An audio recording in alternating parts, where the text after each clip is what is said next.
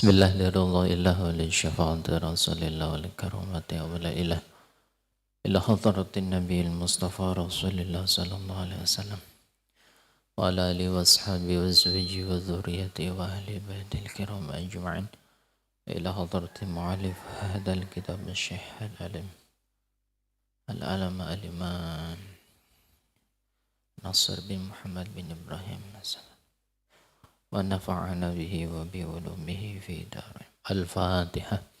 A'udzu billahi minasy syaithanir rajim. Bismillahirrahmanirrahim. Alhamdulillahi rabbil alamin arrahmanir rahim maliki yaumiddin. Iyyaka na'budu wa iyyaka nasta'in ihdinas siratal mustaqim. Siratal ladzina an'amta 'alaihim ghairil maghdubi 'alaihim waladdallin. Bismillahirrahmanirrahim. Nawaitu ta'alluma wa ta'lima wa tadzakkura wa tadhkira tifa'a wal ifanata wal istifada wal hassa ala tamassuki bi kitabillahi wa sunnati rasulih sallallahu sallama wa du'a ilal huda wa dilalata alal khairi ibtigha'a radatihi wa qurbihi wa thawabil khatimati muhammad fi wassalahil akibati. Bismillahirrahmanirrahim. Ada dulu sekalian, insyaallah mulai dengan hari ini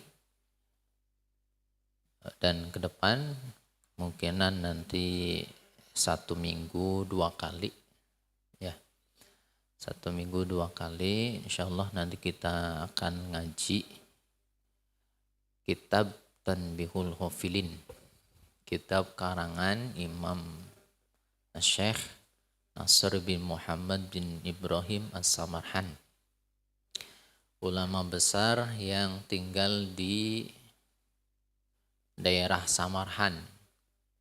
Kalau sekarang Uzbekistan, apa namanya? Uzbekistan.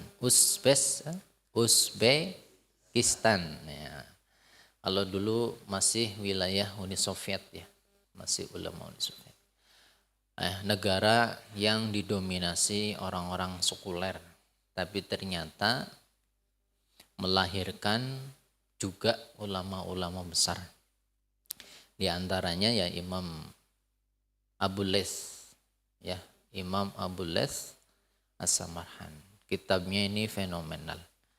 Nah, kemudian di pertemuan perdana ini kita akan mengulas dulu tentang kitab Tanbihul Ghafilin sebagai muqaddimah sekaligus pemanasan. Ya, Tanbihul Ghafilin ini mencakup beberapa disiplin ilmu. Di antaranya ada akhlak, ada fikihnya, ada tasawufnya, ada azabnya. Nah, yang paling pokok dari kitab ini, ya kalau akhlak insyaallah kita ngaji dari kitab yang lain, dari ustadz yang lain. Fikih juga kita sudah ngaji ya dengan kitab khusus tentang fikih. Yang belum kita jajaki, yang belum kita pelajari itu setidaknya kita mengenal tentang tasawuf. Mengenal tentang tasawuf. Kenapa kita harus kenal tentang tasawuf? Karena tasawuf itu bukan akhlak. Ya. Tasawuf itu bukan akhlak. Kalau akhlak itu perilaku yang baik manusia dengan manusia. Akhlak yang baik, akhlakul mahmudah. Nah, kalau tasawuf ini lebih kepada perilaku kita, akhlak kita, azab kita kepada Allah Subhanahu wa ta'ala. Karena melihat ternyata banyak orang yang akhlaknya bagus, perilakunya bagus, tapi belum tentu perilakunya, akhlaknya kepada Allah Subhanahu wa Ta'ala juga bagus. Ya, contoh. Orang baik dengan sesama. Orang baik dengan sesama. Tapi ternyata memperoleh hartanya dengan cara yang tidak baik. Mungkin dinilai orang ini orang baik karena suka apa? Suka. Tapi ternyata rezekinya dengan jalan yang tidak itu. Jadi hanya melihat sisi bagaimana dia itu terlihat baik, terlihat akhlaknya baik kepada manusia. Nah, makanya kita setidaknya bisa mempelajari tasawuf ini agar perilaku kita, akhlak kita kepada manusia itu baik, juga perilaku kita, akhlak kita, adab kita kepada Allah Subhanahu wa Ta'ala juga baik. Nah, tasawuf ini ada beberapa pendapat kenapa disebut ilmu tasawuf. Orangnya disebut sebagai pelaku sufi, ya, bukan suka film.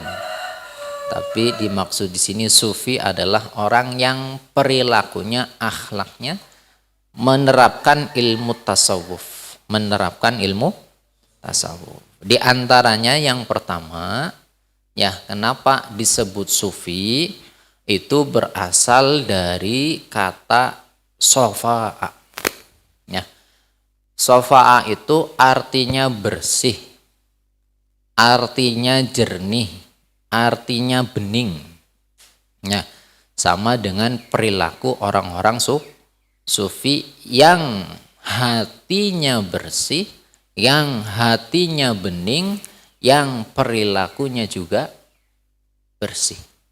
Jadi bukan hanya sebatas secara fisik saja.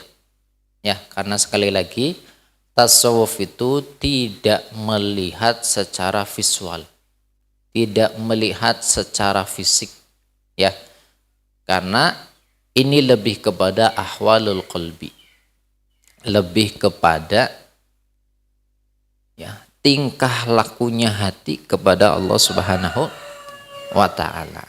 Ya, karena memang ini sesuai dengan visi dari ilmu tasawuf itu sendiri. Li sofa'il insan an qadratil basyariyah.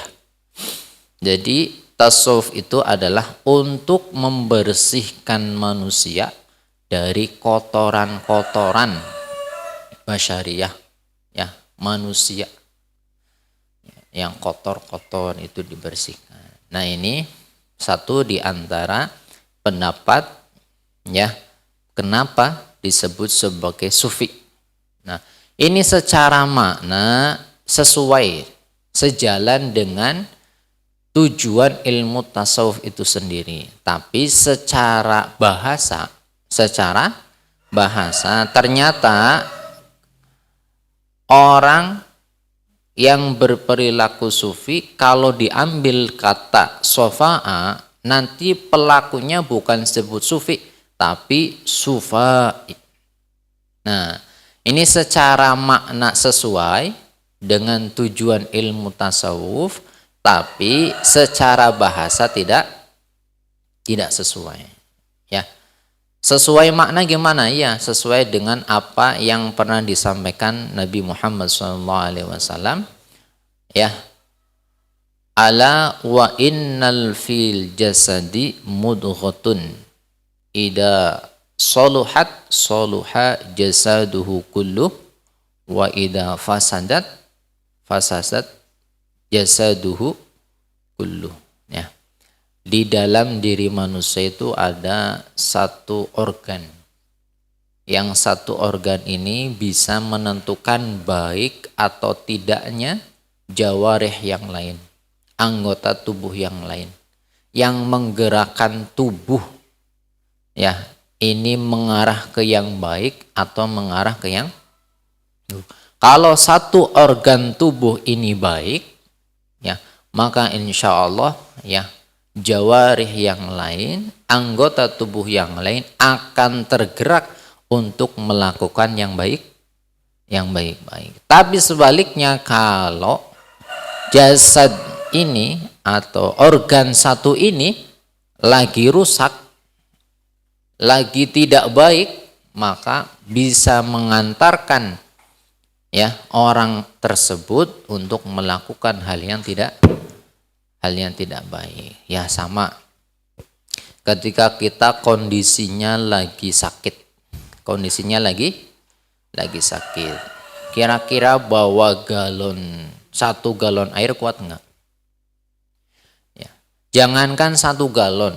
Orang yang sedang sakit itu ngambil air 1 gelas, ngambil air satu,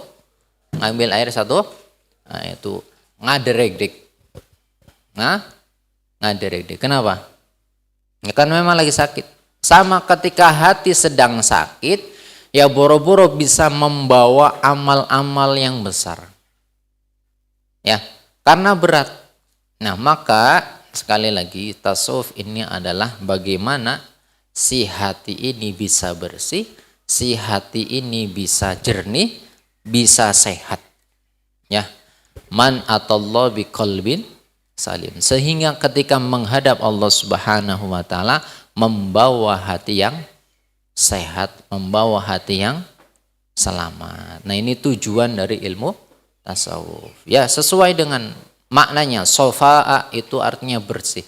Tapi secara bahasa tidak sesuai. Karena nanti si pelakunya disebutnya bukan sufi, tapi sofa'i. Ya. Nah, kemudian pendapat yang kedua, sufi itu atau tasawuf itu diambil terinspirasi dari sahabat-sahabat Nabi yang hijrah ke kota Madinah, tapi mereka tidak punya Madinah. Ya, orang-orang Makkah yang dulu hijrah kemana? Ke Madinah, tapi di Madinahnya tidak punya kerabat, tidak punya saudara, tidak punya koneksi, tidak punya siapapun, tidak punya pembekalan yang cukup. Nah, biasanya orang-orang Madinah, orang-orang Makkah ya yang hijrahnya nyusul, yang tidak bersama dengan Nabi saat itu, ya, yang nyusul kesekian kalinya. Nah, itu kan nggak kebagi. Karena dulu ketika datang ke Madinah orang-orang muhajir, nah, lapor dulu ke Nabi. Lapor dulu. Nah, kemudian Nabi nanti yang menempatkan di sahabat Ansor yang siap ditempatin. Ya. Nah, beberapa sahabat itu yang datangnya belakangan, ya, ketika para sahabat Ansor itu sudah rata-rata ditempatin rumahnya, ya, ada yang tidak tertampung. Nah, itu Nabi menempatkannya di teras masjid. Di mana? Di teras masjid. Nah, teras itu namanya sufah. Namanya apa? Sufah. Ya, maka orang-orang yang tinggal di teras masjid itu disebutnya ashabus sufah. Nah, ada seorang ulama, ya, Al-Imam Ibnul Jauzi mengatakan bahwa tasawuf itu diambil kata sufah. Kata apa? Sufah. Kenapa? Karena terinspirasi dari akhlaknya ashabus sufah, terinspirasi dari perilakunya ashabus sufah, ya, terinspirasi dari akhlaknya yang mahmudah, perilakunya yang baik, yang ini selaras dengan perilakunya para, ya, orang-orang sufi. Nah, maka menurut Imam Ibnul Jauzi, ya, sufi itu dari sufah, dari sufahnya. Kalau kita melihat, ya, sedikit membaca tentang ashabus sufah, ya, Kalau guru kami nyebutnya santrinya Nabi Muhammad SAW, ya, yang terdiri dari ya fluktuatif, memang anggotanya fluktuatif, ya, kadang banyak kadang sedikit, kadang 60 70 lagi banyak-banyaknya kadang 80, jadi nggak mesti jumlahnya, cuman yang sering ya sekitar 70-an itu ashabus sufa. Nah, di antaranya dari ashabus sufa ini adalah pembesar-pembesarnya sahabat, ya. Ashabus sufa ini sahabat-sahabat besar, sahabat-sahabat yang kualitasnya luar biasa. Makanya sebagian di antara para ashabus sufah ini, mereka itu adalah perawi-perawi hadis yang diperhitungkan. Ada namanya Abdurrahman bin Sahr. Nah, ini paling terkenal. Atau julukannya siapa? Ada yang tahu? Abu Hurairah. Itu mana malakobnya? Nama apa? Julukan dari Nabi Muhammad SAW. Sebab beliau itu kalau berangkat ngaji, di endongna, di sakunya itu sok ngendongan naon? Anak kucing. Ngendongan, makanya sering dipanggil Abu Hurairah. Nama aslinya Abdurrahman bin Sahr. Nah, itu sahabat besar. Ada lagi Salman Al-Farisi. Ada lagi Abdullah bin Umar. Ada lagi ya Abdullah bin Mas'ud. Jadi ashabus sufah itu rata-rata adalah sahabat-sahabat besar. Ya. Jadi yang jadi tokoh di antara para sahabat. Nah, pendapat ini ya secara makna juga gitu bagus. Secara makna pas dengan perilakunya orang-orang sufi. Ya, dilihat dari sifat waroknya, dilihat dari sifat tawakalnya, dilihat dari sifat ikhlas dan sebagainya. Ini secara makna ini sesuai, selaras dengan orang-orang sufi. Tapi sekali lagi secara bahasa tidak sesuai. Nah, kenapa? Kalau sufi itu diambil kata sufa, maka pelakunya bukan sufi, tapi sufi. Ya, ada tasdidnya. Sufi gitu. Nah, ini secara makna sesuai. Tapi secara bahasa tidak sesuai. Nah, ini didukung oleh Imam Ibnul Jauzi. Nah, maknanya benar, sesuai. Ya, tapi secara epistemologi, secara bahasa tidak sesuai. Nah, kemudian ada pendapat lagi. Ya, ini mah terinspirasi dari kisah seorang ibu yang sudah sejak lama mengidam-idamkan anak laki-laki. Ya, mengidam-idamkan anak laki-laki karena kita tahu bahwa dulu ketika zaman jahiliyah anak laki-laki itu nomor satu, menjadi sebuah kebanggaan keluarga ketika di dalam keluarga tersebut ya terlahir anak laki. Nah, di si ibu ini lahir lagi perempuan. Maka dia punya azam. Punya apa? Bernazar. Kalau nanti anak yang dalam kandungan ini lahir laki-laki, maka saya berazam, maka saya beriktikad anak saya akan saya wakafkan untuk Baitullah. Ya. Anak laki-laki saya, kalau nanti dikasih anak laki-laki, saya akan wakafkan untuk Baitullah, untuk beresin Masjidil Haram, untuk ya membereskan Ka'bah gitu. Maka benar lahirlah anak laki-laki. Nah, ketika dewasa bener ini beresin Ka'bah, bersihin teras masjid dan sebagainya. Kondisinya saat itu lagi musim panas. Lagi musim, maka dia pingsan. Si anaknya datang ibunya, kemudian si ibunya menyampaikan, "Masara ibni illa suffah." Saya mendapatkan anak saya itu lemes, anak saya itu tidak punya tenaga kayak baju yang dipakai lap. Kayak baju dipakai, nah, kalau di kita nyebutnya apa? Gombal ya. Nah, itu. Kayak gombal yang ada di lantai. Ya. Aglesor. Ya. Apa? Indonesianya apa Indonesianya? Ngadepraknya apa gimana? Ya gitu ya. Ayo. Intinya lemes, tak berdaya karena mungkin capek, kondisinya apa?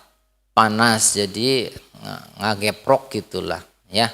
Masara ibni illa sufa. Saya mendapati anak saya ya.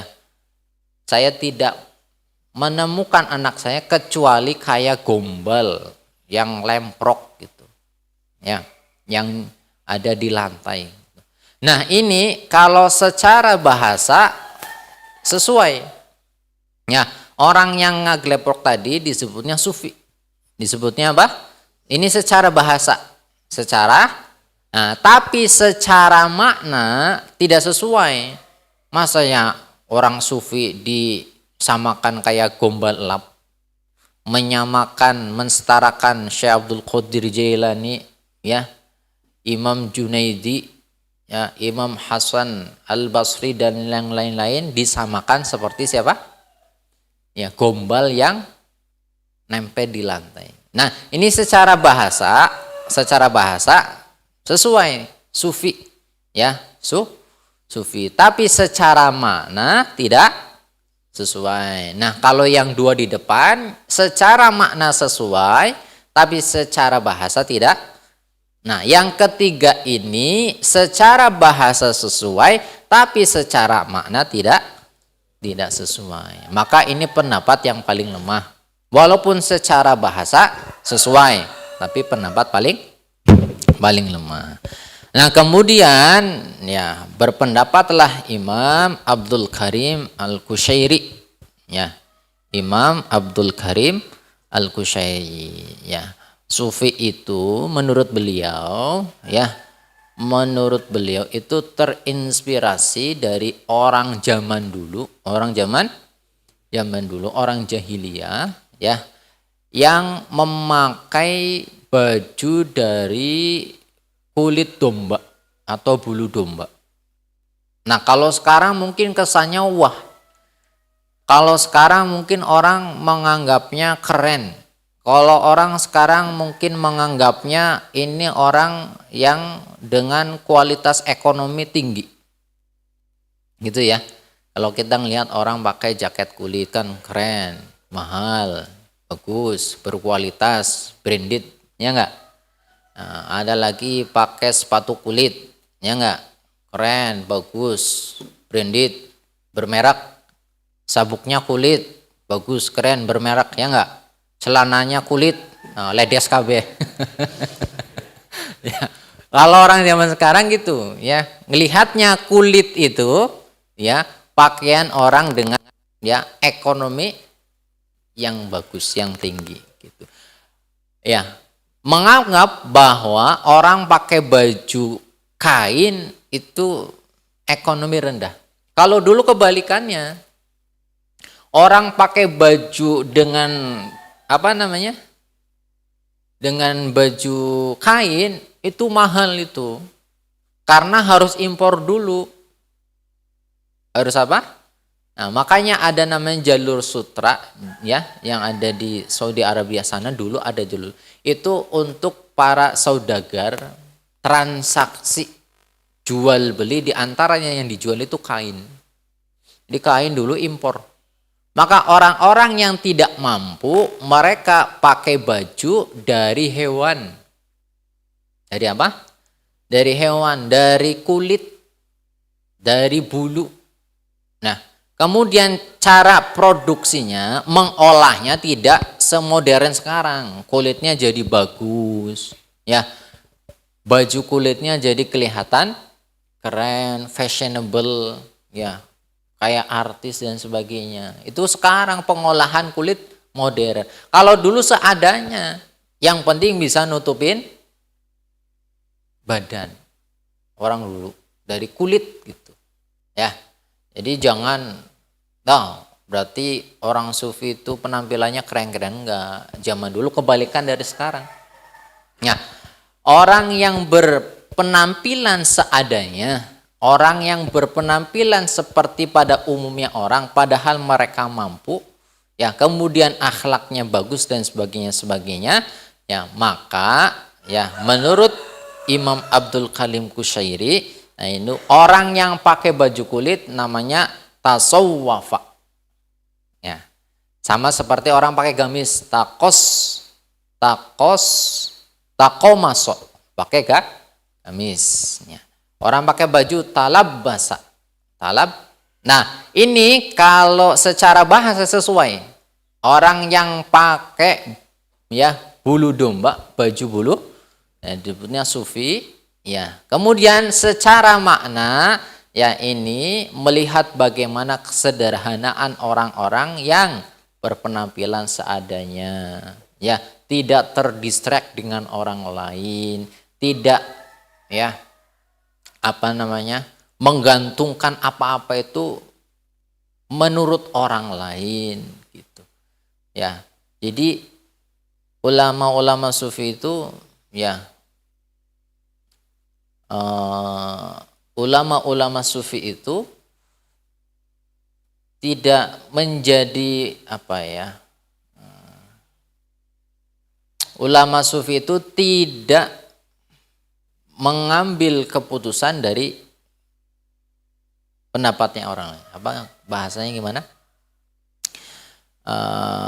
Tidak jadi pertimbangan. Nah, orang lain itu tidak jadi pertimbangan. Jadi apa yang mereka lakukan, ya, atas dasar karena Allah Subhanahu wa ta'ala. Tapi bukan berarti orang sufi yang setiap melakukan sesuatu itu karena Allah dan tidak memperhitungkan manusia, kemudian meremehkan manusia, bukan.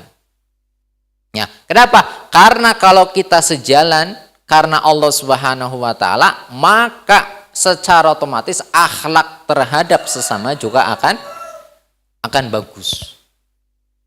Akhlak sesama akan beda. Orang yang hanya terus, ya, menganggap, terus memperhitungkan orang lain agar terlihat baik kepada orang lain, agar terlihat sopan kepada orang lain, agar terlihat good, ya, orang lain, belum tentu akhlak kepada Allah Subhanahu wa ta'ala akan baik gitu. Nah, ini orang-orang sufi itu tidak memperhitungkan manusia, orang lain, ya, bukan berarti meremehkan orang lain. Karena kalau sejalan dengan apa yang diperintahkan oleh Allah Subhanahu wa ta'ala, maka akan otomatis dia akan berperilaku baik kepada orang.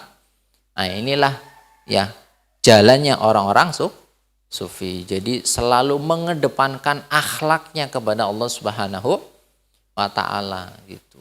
Bukan secara visual akhlaknya bagus, bukan. Itu sufi bukan akhlak. Sufi adalah ahwalul qalbi. Ya, lebih kepada mengedepankan akhlak kita kepada Allah Subhanahu wa ta'ala.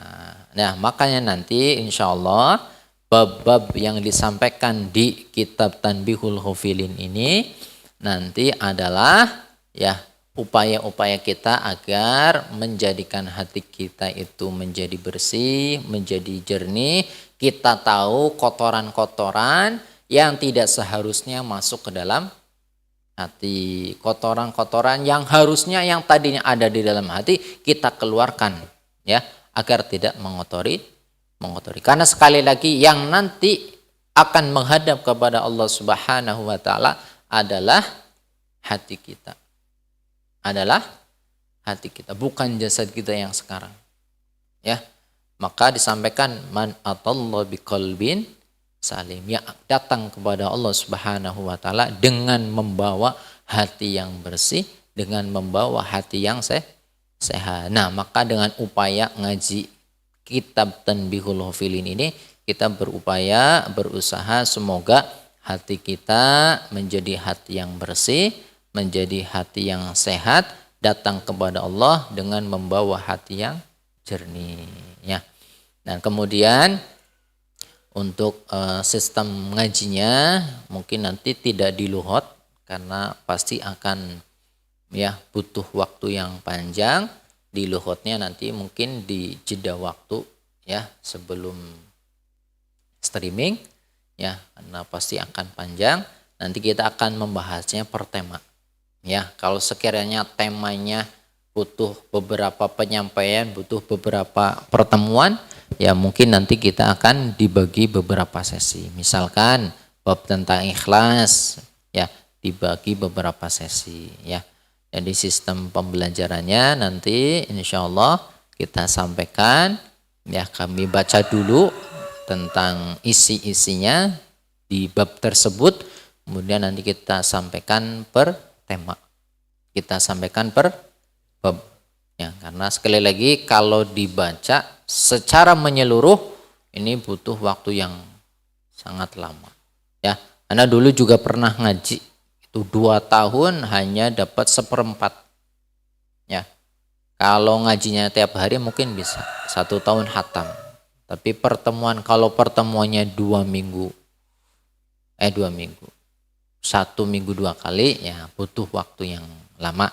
Maka insya Allah nanti di pertemuan selanjutnya kita akan kita bahas ya tema yang pertama yang kalau tidak salah adalah bahas tentang ikhlas ya. Itu sebagai pembuka ya, sebagai muqaddimah ya, kita pelajari dulu apa sih tasawuf dan apa sih tujuannya. Nah, di antaranya ada tadi 4 pendapat. Pendapat pertama secara makna sesuai, secara bahasa tidak sesuai. Pendapat kedua juga sama, secara makna sesuai, secara bahasa tidak sesuai. Pendapat yang ketiga ini yang paling lemah. Ya, walaupun secara bahasa sesuai tapi secara makna tidak. Nah, baru yang keempat ini pendapat dari Imam Abdul Karim Qushairi.